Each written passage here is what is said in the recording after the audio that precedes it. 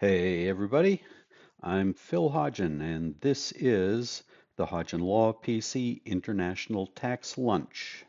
We do this almost every month on the last Friday a month, 9 Pacific Time, noon Eastern Time.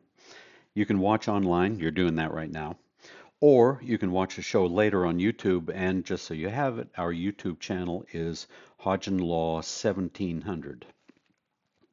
This month's topic is all about Form 3520 and reporting obligations, and specifically a whole bunch about the proposed trust regulations that came out in May 2024 and what that means for future, not this year's filing season, but future years when the proposed regulations become final and we can start filing a heavily revised Form 3520, I'll bet. Table of contents as usual.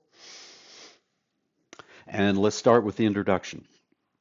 So the first thing is this is the current Form 3520 that we're dealing with. And the important stuff here will be those four checkboxes. Those coincide to different code sections. So the top three are all from Section 6048, which is the foreign trust reporting obligations, and the bottom checkbox is from Internal Revenue Code Section 6039, capital F, which is the filing requirements for large gifts and bequests received from a foreign person. And you may check one or more of these when you're doing a Form 3520 for someone. Today, I'm going to be talking about the paperwork, not so much about taxation, oh, this is a distribution, how is it going to be taxed? Yeah, how's the trust going to be treated, et cetera, et cetera. And I'm going to be talking a lot about the proposed regs, and you can see the citation to the proposed regulations. And the easiest way, if you want to pull up a complete copy of them, as they are right now, is just go to the Google and ask it for that number beginning with REG, and you'll get a PDF and you'll be happy. Current law right now that we're dealing with is Internal Revenue Code Section 6048, as I said, and 6039F, I guess, for the foreign gifts.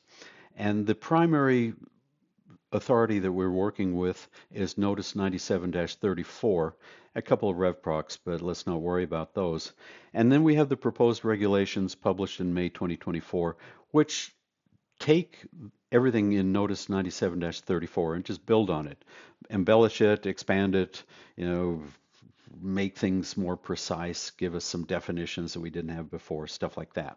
So to a large degree, it clarifies stuff, but of course, in clarifying things, they leave holes that will confuse us just as much as we're confused right now.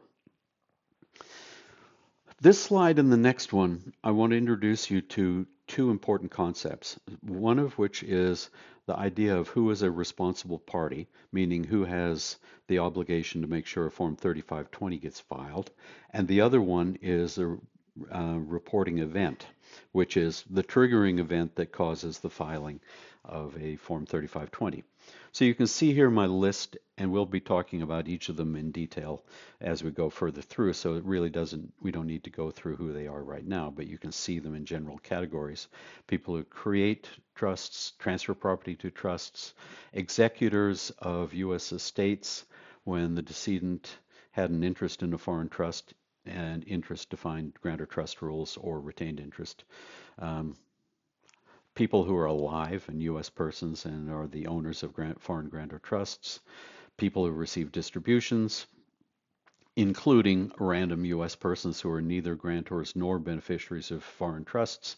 They can be receiving distributions and have to file Form 3520. Filing requirements are these: creation, transfer, death, ownership, just continued ownership of a foreign trust, meaning it's a foreign grantor trust, will make continuing every year filing requirement for Form 3520. Distributions, and distributions mean more than just I got some cash money out of a foreign trust, and receipt of foreign gifts or bequests. And we'll talk about those two.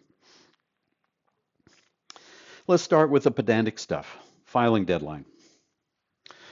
Nothing has changed here, and if you look at the instructions to Form 3520, it's going to look exactly like this. But what has changed is instead of the government using its sort of the IRS, let me be precise, they have sort of generalized authority to set deadlines and set extensions and all that kind of stuff. That authority is granted to them by Congress. But now we are getting out of that, and so instead of having to rely on the instructions to Form 3520, it's actually going to be hardwired into the code. I mean, into the regulations. So you can see the citations in the proposed regulations. Everything's synchronized with the income tax return, which makes it easy for Form 3520. Uh, April 15 for a calendar year human, 6/15 for a U.S. citizen or resident abroad. Decedent's final tax return due on the same thing, April 15 the following year of death. And extensions, always the extension to October 15 and no more than that. And they're making that explicit. It is explicit in the instructions already, but I guess we get to believe it a little bit more when it's in the regulations, right? And then just because I'm a tax nerd, here's a little example of some tax law that is not in the Internal Revenue Code. It's just sort of free floating through the United States statutes at large. So this is a 2015 sort of random sludge bucket law that Congress passed and the president signed. And buried deep in the bowels of this sludge bucket of whatever it was were some tax code stuff. And this never found its way into Title 26, the Internal Revenue Code. But there you see Congress explicitly said, here's the filing deadline for Form 3520A, and here's the filing deadline for Form 3520. So I just go show you this to let you know that for the most part, everything you need is going to be in Title 26, meaning the Internal Revenue Code. But there are little bits and pieces here and there that have the effect of law, and it's just not the Internal Revenue Service saying, well, I told you, I'm Mr. Big, I can do this if I want to. No, Congress made this the law, and it's hardwired. And you can see here, they set a filing deadline, and they set the maximum extensions. So there we are. Form 3520 Part 1. So after you get through page 1 of Form 3520, which is the who are you and where do you live and all that kind of stuff, we come to 4 parts. Part 1, which is the creators of and transfers of property to foreign trusts. And let's sort of compare what's happening under existing law, which is the column on the left in this table, and what the proposed regulations say. And the thing that you can take out of this just by eyeballing it, even without reading it, is that it's much the same, except the proposed regulations have really fleshed things out. So creation of a trust is the same, but they sort of get wordier and a little bit better in defining what they mean by creation of a trust and who is a creator of a trust. And basically, they import the grantor trust rules, saying a grantor is someone who creates a trust, and they give a citation to a regulation under the grantor trust rules, and they import it here for use under Section 6048. And then they have definitions of transfer of money or property to a foreign trust, and the proposed regulations amplify it. And I'm not going to go through it because it's not important. Death, of a U.S. person, where the U.S. person is an owner, grantor trust rules, or owner, retained interest of trust assets. Same thing happens in the proposed regs, wordier, a little bit better to understand. So pretty unremarkable in part 1. But I want to give you an example. You know how I said, well, they write the proposed regulations and they clean things up, but they leave little holes. I want to give you an example. This is example 1 out of the proposed regs at section 1.6048-2D. And the original example says, well, let's pretend that attorney A and attorney B are both, and client B are both U.S. citizens, and Attorney A creates a trust for the benefit of client B at client B's instructions. And then client B does a transfer of property into the trust. What result? And the example in the proposed regulation says, well, Attorney A, if you look at the grantor trust rules, created the trust, so therefore is a grantor. Client B is also a grantor because an agent or nominee created a trust for client B. Therefore, client B is a grantor and created the trust just as much as Attorney A, who he hired to do, is. So they're both grantors, and therefore they're both responsible parties. And this was a reportable event, and therefore they're going to both have a reporting requirement for Form 3520 just because of this in Part 1. Then we go down and property went in. B transfers assets to the trust. Well, B is a responsible party in that case. Transfers to a trust will be a reportable event. Therefore, B has a reporting requirement as to the transfer as well. And therefore, in the original example, both A and B must file. Well, let's modify a bit, and I'm going to show you a wrinkle where there's a sort of hole where maybe they haven't written things as clearly as they could. Let's do it. I see New Zealand trusts, family trusts, quite a lot. And routinely what happens is the lawyer for the client will create the trust, and then the client will fund the trust with whatever assets. So now we have Attorney A, who is a non-resident alien, not a U.S. person, as in the original example.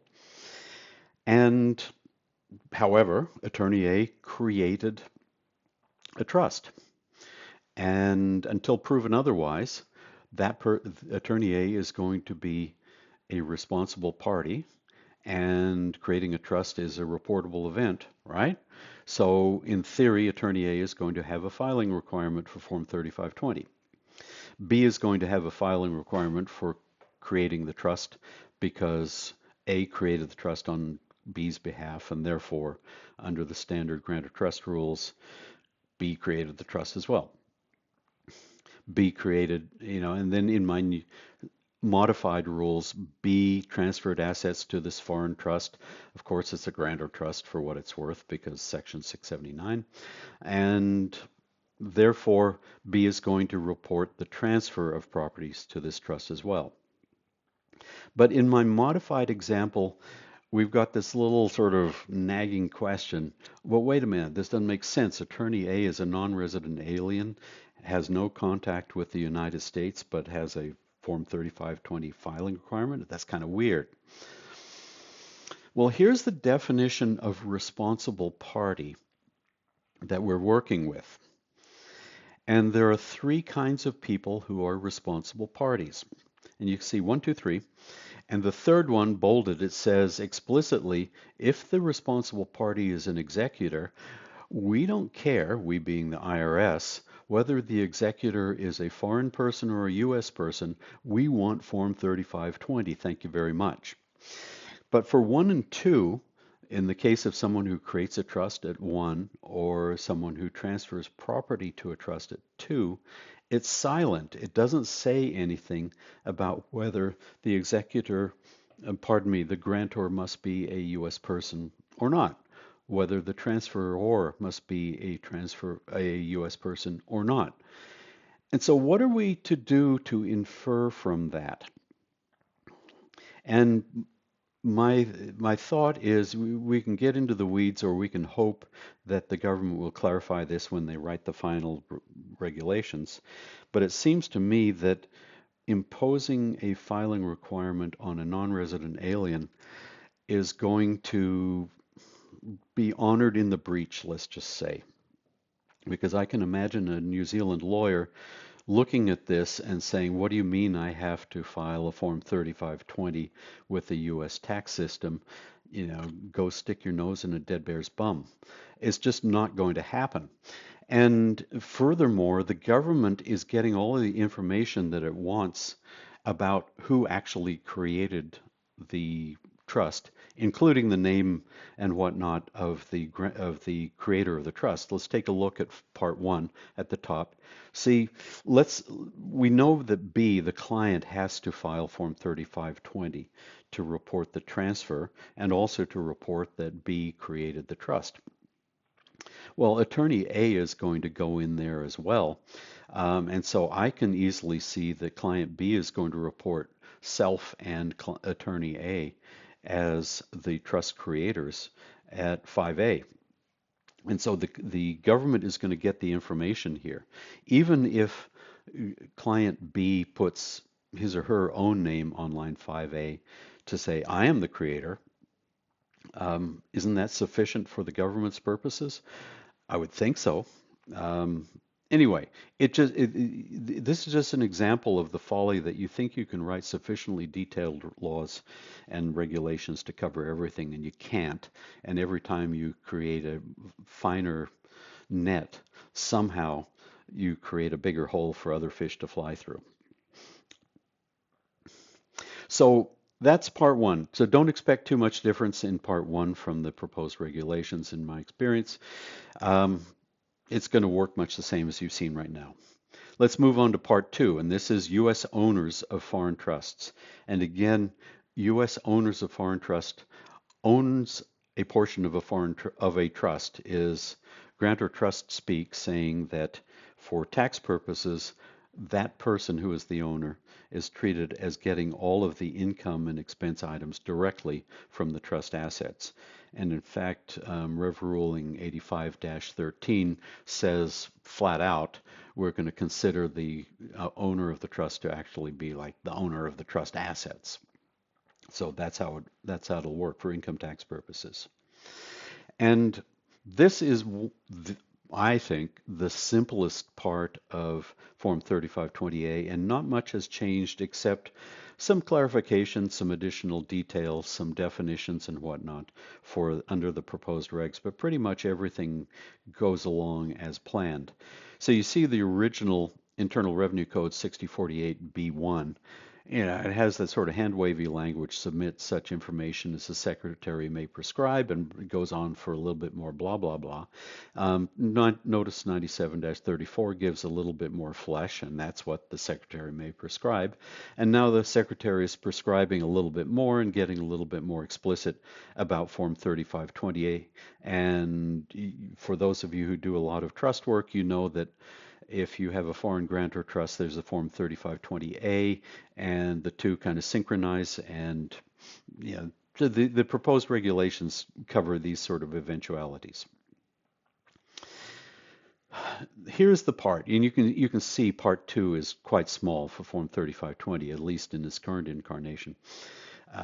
Who is the owner of the trust, and that translates to who should be getting all of the income items out of this foreign grantor trust. And the little checkbox line 22, the government wants to see some documents. And I think the reason you can look at 3520 is quite simple, is because really all the fun and games happens on Form 3520A, the financial stuff. So again, part two, no great shakes. Part three, this is where things start to change. So this is distributions from foreign trusts. And distributions have been redefined and amplified. The people who are considered to receive distributions from foreign trusts includes more kind of people that you would not expect. And so this is interesting, and I think, although it's not in effect right now, it's coming down the pike in some fashion similar to what we see right now when the regulations are finalized. And it would be worth looking at the trusts and warning your clients about what's going to be happening here. And the answer is some weirdness and some more disclosure. So the proposed regs, and you can see that they go on and on and on and on. And when you print it out, it goes on for a bunch of pages. It's important to the government. The more words they write about it, you can tell it's more important to them, as it should be, because this is how money comes out of a foreign trust and into the hands of somebody. And it's that moment of truth when an asset comes out of a foreign trust that the government has the opportunity to tax it. The important ones that I think are worth mentioning briefly, and then we'll move on to some detail, is inbound migration. So if you have a foreign trust, you know one of the rules that applies is the accumulation distribution rules. You accumulate income inside a foreign non-grantor trust.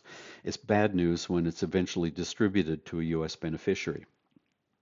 And so foreign trust is suboptimal. And one of the things that we do in our practice is, if we can, and if it's justified in the long term, we convert foreign trusts into domestic trusts. And you do that by making the trust, amending the trust document, and to make it pass the court test and the control test, appoint a domestic trustee, and away you go. And hey presto, same trust, except now it's domestic trust instead of a foreign trust. In the same way that a human being comes into the United States and suddenly becomes a resident alien, whereas before he or she was a non-resident alien. Same person, just different tax classification. Now, there's something profoundly different has happened. It's a mark-to-market event. In the old days, when this happened and we'd bring a trust in a domestic, you'd have a line item in the financial statements of the foreign trust, which would be the accumulated income up to that moment, the UNI. And if there were distributions later, and if it came out of the accumulation, then the accumulation distribution rules would come into play, and the tax would be horrific. But the point is that accounting number would just be there and sitting on the financials of the foreign trust, and nothing would happen. Well, the new proposed regulations change all that. And they say whenever you have a foreign trust that domesticates, becomes a domestic trust, that's treated as the distribution of all of the corpus and all of the income of that foreign trust to a new domestic trust, which means immediate gain recognition for all of the accumulations historically in that foreign trust. It certainly makes go forward accounting a lot simpler for that trust, but at the cost of a giant lump sum tax when you move the trust into the United States. And so given that, I rather suspect we will be leaving trusts offshore unless the income tax cost of bringing it into the United States is relatively low. And it also brings in, this is really interesting how the government has done this, because think of a similar kind of situation where you have an immigrant coming into the United States and they have real estate in their home country that they've owned for 20 years and they keep it even when they become a U.S. resident. And you get those questions and I get those questions. What's my basis in that property? Do I get to reset it to the value that on the date that I became a U.S. resident? The answer is no. You don't have that kind of mark-to-market moment. But now the government has introduced in the proposed regulations a kind of mark-to-market moment for foreign trusts. Whether they have the authority to do that or not, I don't know. It's an interesting question, but to the extent that you do a lot of cross-border trust work, and to the extent that you're looking at migrating trust to the United States, I'd say do it sooner rather than later, because once the trust regulations become final, I suspect you're going to see some version of this inbound migration stuff going on. So there's that. I'm going to talk a lot about loans and use of trust property, so we'll move on to that right now. But these are the three big areas: the inbound migration, loans from a foreign trust, and use of trust property, where I think, at least in day-to-day world, it's important to my clients, and it looks like it's important to the IRS too, because they wrote so many words about it. So let's move on to uncompensated use of trust-owned property by the person who created the trust, and the government uses the word grantor here, even though it's a bit confusing to me, and beneficiaries of the trust.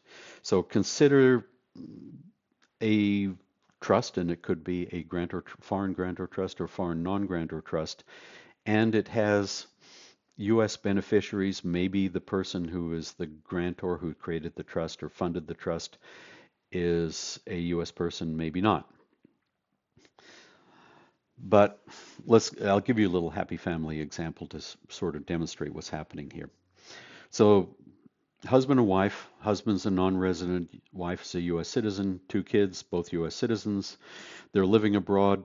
The family home is in a foreign grantor trust, like my prototypical New Zealand family trust, for instance. Everybody's living there happily. Um, it's a grantor. I arbitrarily choose wife to be the owner of the trust, so it's a grantor trust with respect to her. And let's look at the reporting obligations. The first thing to look at is a very simple flat statement. A distribution includes the fair market value of the direct or indirect use of any property of a foreign trust by a U.S. person. Note it doesn't say, well, the house would have rented for $5,000 and I was paying the trust $5,000. It just says, no, you're using the trust owned property. Therefore, that is a reportable distribution. And this is reiterated in this proposed regulation where it says if you have a distribution that's made of use of trust property, they say we don't care what the income tax consequences are to that. It's a reportable event. The income tax consequences are a whole separate game. So we've got 4 people living in this house, 3 of which are U.S. taxpayers, and 1 of which is a non-resident. Well, non-resident related party use of trust property is attributed to the U.S. grantors or the U.S. beneficiaries of the trust. And there's an exception, but the exceptions don't apply. A husband is related to a family, to a wife and child.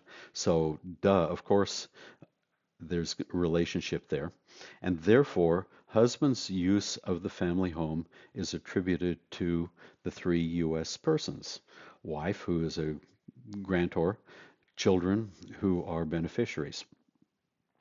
And the way that the proposed regs do that is say, well, if such a situation happens, a foreign person uses trust-owned property, we're going to treat that person as an agent of the grantor or beneficiary that they're related to. So we're attributing all of husband's use of the house to these 3 U.S. taxpayers. And the proposed regs say that you have, basically, it's an equal share game. So we're going to take the market value of this thing and divide it amongst all of the U.S. persons. And so notice what's going to happen. We're going to have 100% of the fair market value because W, C1, and C2 have their own direct use of the property, and they also have a slice of H's use, so that's 100%, and so each is going to have a third of the market value reportable as a distribution on Form 3520. And so what you're going to have is, whereas before you would have W, maybe would be reporting a distribution, maybe not, but now it's explicit. But you certainly wouldn't be reporting a distribution from this foreign grantor trust to C1 and C2. I think what you're going to see when Form 3520 Part 3 is rebuilt, there will be checkboxes and spaces for C1 and C2, the children, to report their personal use of the family home that they live in, even though they're kids.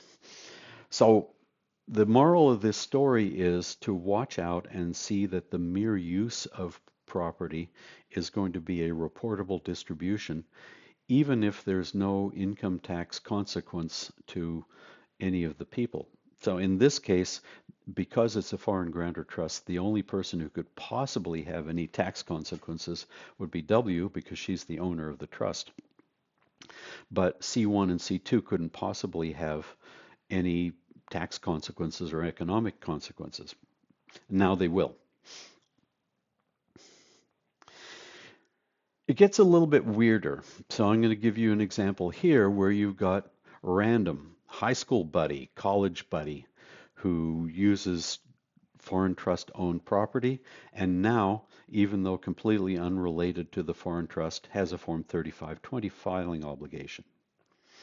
So here's my second example. So we have a foreign trust and the settlor of the trust, the creator of the trust, and all of the beneficiaries are non-residents, and they have a Vail condo, as people do, to go have fun skiing in the winter, as people will want to do. Settlor, when he was a young man, came to college in the United States, had a college roommate, a U.S. citizen, and tells his college roommate, who's a U.S. citizen, hey, why don't I've got this condo just sitting there in Vail. Why don't you go use it for it and have a happy month of free skiing? And so the college roommate does this. And the result is that the college roommate has received a distribution from the foreign trust and must file Form 3520. Again, a distribution includes the fair market value of the direct or indirect use of any property of a foreign trust by a U.S. person. Note, it doesn't say the U.S. person must be a grantor of the foreign trust. It does not say that the U.S. person must be a beneficiary of the trust named there. It just says by a U.S. person. It doesn't say that the U.S. person must be related. It's just a U.S. person, college roommate. And again, the reporting requirements, and I sort of cleaned this up a bit just so you can see the important parts. The use of trust property must be reported by the U.S. person described in paragraph B6I, which is what we just read, on Part 3 of Form 3520, without regard to whether the use of trust property would have had any income tax consequences to a U.S. grantor or beneficiary.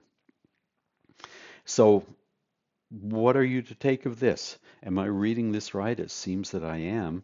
Did they mean to do this? If you look at the preamble to the proposed regs, it doesn't give me any guidance, but it seems to me pretty clear that they are looking for a much broader net for reporting for who owned a property. It's going to be kind of hard because I'll give you another example. Let's say a foreign trust owns a Colorado C corporation, and the Colorado C corporation puts this condo on the market for Airbnb, and somebody comes along and rents the condo for 3 weeks and uses it. And it looks like it's coming, you know, the renting party, the landlord, is a domestic C corp. Well, that's an indirect use of trust-owned property. And so how would the person on Airbnb possibly know that this was trust-owned property and know to have a Form 3520 filing obligation? I don't know. It just seems weird. And so again, I'm pointing out places when I read the proposed regulations, the dots don't quite connect for me, and I understand how the IRS wants to know everything about everybody, but this just seems a bit absurd. Let's move over to loans from foreign trusts. Loans have long been treated, if it comes from a foreign non-grantor trust, as a distribution, unless you have what's called a qualified obligation, which is a debt obligation this class of, constructed in the right way. It's 5 years or less maturity, has the right stated interest, and payable in US dollars, and blah, blah, blah. So anyway, we've known for a long time that loans are a problem and a potential source of being a distribution. Now, remember again that the whole game of proposed regulations here is they want to divorce the tax consequences of a transaction from the reporting consequences of the transaction. And you'll see, at least the way I read it, that the reporting consequences of loans from a foreign trust go quite a bit further than maybe the proposed regulations intended. I don't know. So, loans to U.S. grantors and U.S. beneficiaries, this is different. So under 643I, remember, this is the one that says if there's a loan, it is a distribution unless it's a qualified obligation. Now the rules are for reporting is saying, no, no, no, you're going to report a loan no matter what.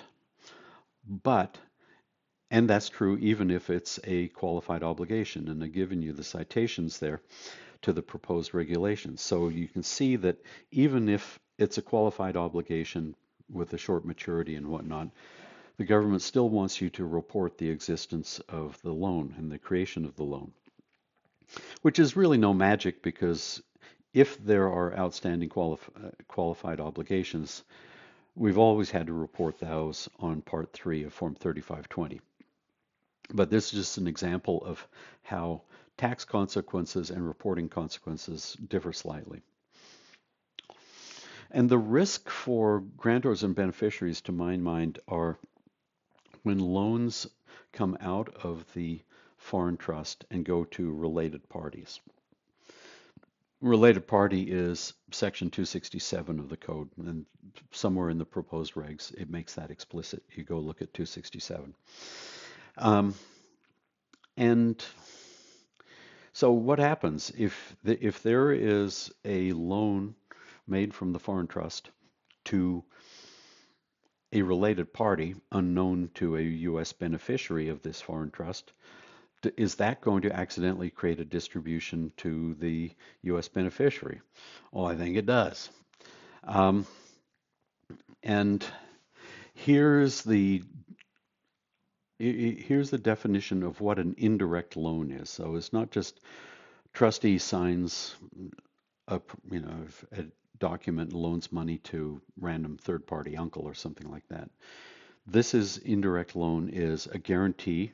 So what if a related party to a U.S. beneficiary has a business and the business borrows money from the bank and the foreign trust provides a guarantee? Well, indirect loan. Loans made by any person to a foreign trust or loans made by a foreign trust to a foreign person who is related to the U.S. grantor or beneficiary. So I think what this does is it makes you a lot more wary as soon as you see loan transactions or guarantees where you're going to be looking for related parties to see if there's a distribution problem to a U.S. beneficiary. Oops. Loans from a foreign trust to any U.S. person. So remember my college roommate example in the Vail condo. The analog happens here for loans to a U.S. person. And just as it said for use of trust-owned property, the proposed regulations say a loan to a U.S. person is a distribution from a foreign trust, and the U.S. borrower must file Form 3520. Well, let me just get absurd for a minute. Think about what a corporate bond is. It's a debt obligation of the corporation. So the foreign trust decides to make an investment by buying a bond from Apple. Well, the trust has just made a loan to Apple. Is Apple going to file Form 3520? Let's say that the trustee decides as part of a prudent investment strategy that the trust is going to buy some T-bills. That's loaning money to Uncle Sam. Is Uncle Sam going to file Form 3520? Uncle Sam's a U.S. person. So in other words, I can see a lot of edge cases here that with a little bit of work in the final regulations, they'll close this and say, well, of course, we don't mean stuff that looks like investment activity for publicly traded debt and all that kind of stuff. So they can clean up my silly examples. But let's say the foreign trust decides that it has an opportunity to make hard money lending on U.S. real estate or something like that. These are loans to U.S. persons. Will the borrower be required to say, file Form 3520 because I took a hard money loan on some U.S. real estate and the lender happened to be a foreign trust? What happens if the foreign trust sets up a Delaware C corporation to do its lending, this hard money loans, or just a regular LLC or something like that? It may be impossible for the borrower to even know that there is a Form 3520 filing obligation. So Tell me what you think. I mean, these are just holes that I see and I look at, and the more I puzzle about them, the bigger the holes look, and I don't know whether that's just my perspective or there really are holes in the proposed regulations. The reporting obligations. Let's look at those. So if there is a loan and if it's a reportable thing, here are the rules.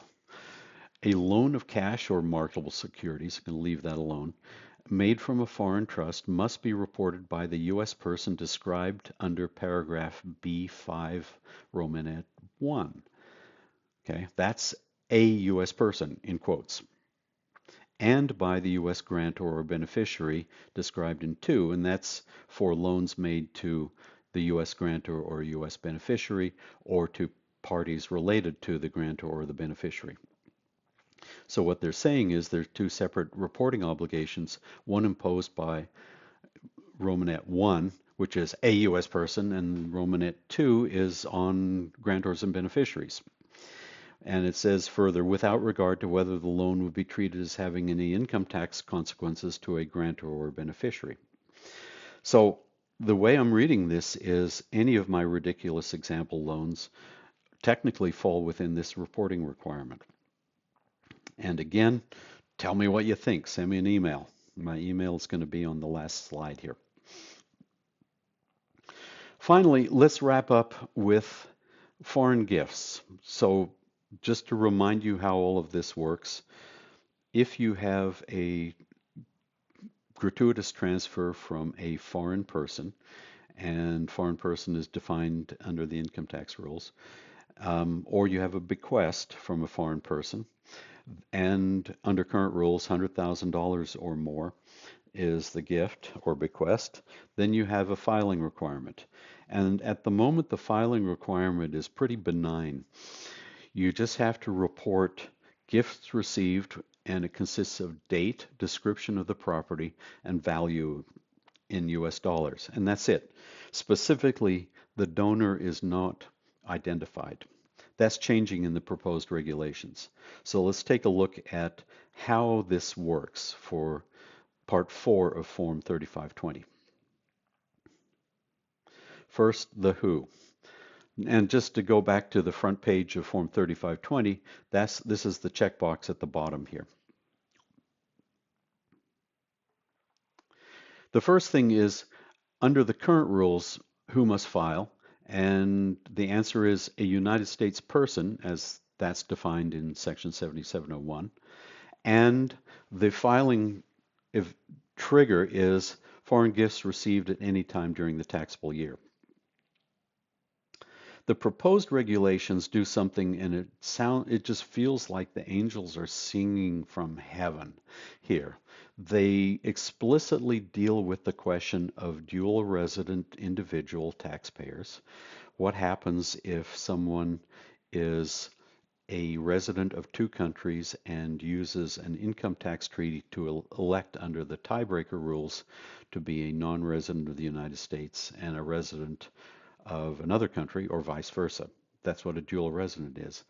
And the proposed regulations say the reportable foreign gifts are only for the portion of the year in which the individual was a resident of the United States, which is great. You don't have to report foreign gifts received for an individual who was not a U.S. taxpayer.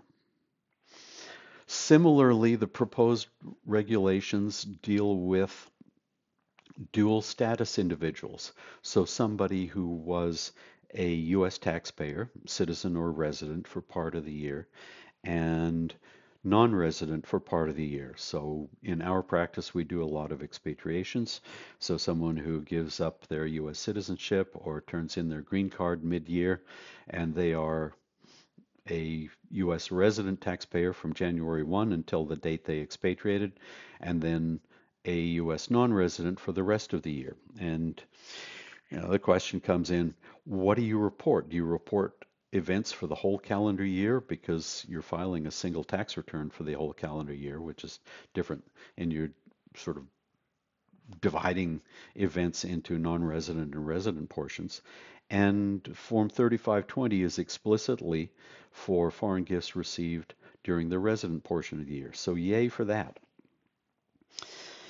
We've had this problem, well, I don't know. 8938 solved the problem, but Form 5471, a classic, where if you are a treaty non-resident, nevertheless, the government wants you to file Form 5471 for that foreign corporation, even though it's impossible for any income to flow through to your U.S. income tax return, because your tax liability is calculated as a non-resident alien. But yet you have to go through all the paperwork. And so, God willing, maybe this is the dawn's early light of what will happen for Form 5471 and other situations like it when you have a dual resident taxpayer or a dual status taxpayer, that we're only going to worry about U.S. tax compliance for the portion of the year that the person was a U.S. taxpayer. Pigs could fly. Okay, what is a foreign gift? Again, the same story I'm telling you, the proposed regulations sort of are starting to flesh things out and give us some concrete definitions, and that's mostly a good thing. But here we are, proposed regulations define what a foreign gift is, and you define it broadly and then you take away bits and pieces. So anything that the U.S. person treats as a gift or inheritance is a foreign gift if it comes from a foreign person, except carve out direct payments of education or medical expenses, right? There's an analogy in the gift tax rules, right?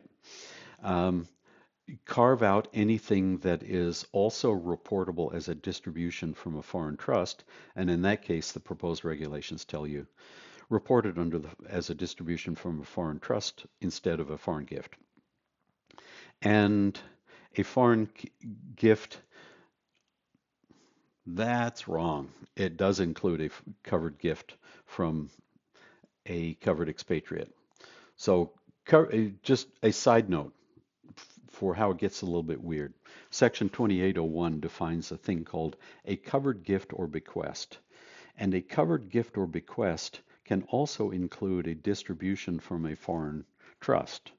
And so the question is, if you have a covered gift or bequest, that's a phrase, but it's the type that comes from a foreign trust, how do you report that for Form 3520 purposes? And the answer is, if it comes from a foreign trust, you treat it as a trust distribution. And if it comes as a gift, you treat it as a gift for Form 3520 purposes. And there's a new anti-avoidance rule. And this is an interesting thing. So the IRS has the power to look at something that you called something other than a gift and treat it as a gift, which is usually the reverse of the question that people usually ask me. Usually people ask me, I got all this money and I forgot to do a Form 3520 to report a gift or inheritance. Can I just bring it in and report it as taxable income and pay the tax, and am I safe? And say, no, do it the right way. But here's a situation where the IRS has the power to change what you put on your tax return from income to gift. So the commissioner determines the amount received is in substance a gift, not what you called it, income. The recipient does not treat the gift as the money received as a gift. As in my example, people saying, oh, it was income. And the person does not report it as income. And you see that last bullet there. This is kind of the magic here, that someone who's trying to pull the clever stunt, and it's not clever and it is a stunt and don't do it, is trying to say, well, if I declare it as taxable income, I'm safe, right? Because the government can't recharacterize it then as a gift. Well, not so fast, number one. And number two, you're creating bigger problems, elsewhere in the code if you do funny things like that. But the point is that the government now has the power to rewrite history and rewrite things and reclassify stuff as gifts if they want to. Reporting thresholds. A big change has happened here. So you remember that we have a $100,000 threshold from each donor to a U.S. individual. And you have to aggregate related parties, but you have this $100,000 threshold. It hasn't been indexed for inflation, but now it's going to be. And they're going to index that 100,000 starting with the 1995 Consumer Price Index number. So it's going to be a big jump. And to give you an estimate of what the big jump looks like, remember that when these thresholds were set way back when, that third bullet point, gifts from a foreign partnership or a foreign corporation threshold was 10 grand. And for calendar year 2025, the indexed $10,000 is now $20,000, 116.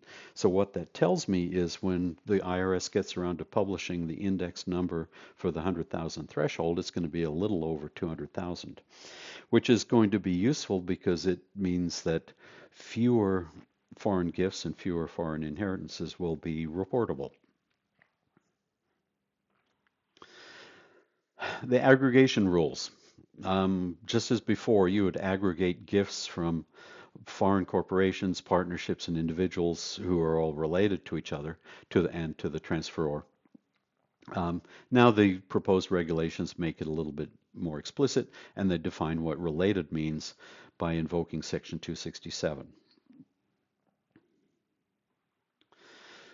Miscellaneous stuff, evaluation, you use gift tax principles. Joint filers, just making it clear that each spouse has a separate $100,000 threshold. And covered gifts, these are not going to come into effect, the Form 3520 reporting requirements for covered gifts, until the Section 2801 regulations become final.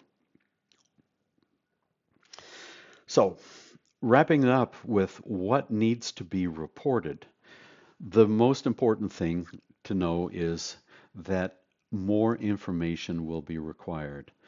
Donor information, specifically name, address, etc., will be required, and reporting threshold is all gifts of 5,000 or more once you've hit the 100,000 or the 200,000, whatever it's going to be. So if a gift is 5 grand or more, it'll have to be reported with donor information. So this is going to be something that will make people cry a little bit. Finally, let's wrap it up, just in summary. So we talked a lot about the proposed regulations. I'd suggest you watch them carefully. They will change a little bit. Maybe some of the stuff that I've been whining about, they'll fix. Maybe they'll fix some other stuff. Maybe they'll leave it as is, and we'll have some ambiguity and uncertainty. We don't know, but expect a massive revision to Form 3520. I mean, I'm going to guess here we are towards the end of 2025 that the regulations will become final in 2026, and we'll be living in the brand new world of Form 3520 obligations, and these proposed regs will be your new friends. So that is all. We will see you next month. If you have any questions, pop me an email right there. Sign up for the newsletter at hodgin.com, and we have a Tax Pro group for international tax professionals. There's the place you can go to take a look and see if you're interested in joining it. And I will see you next month.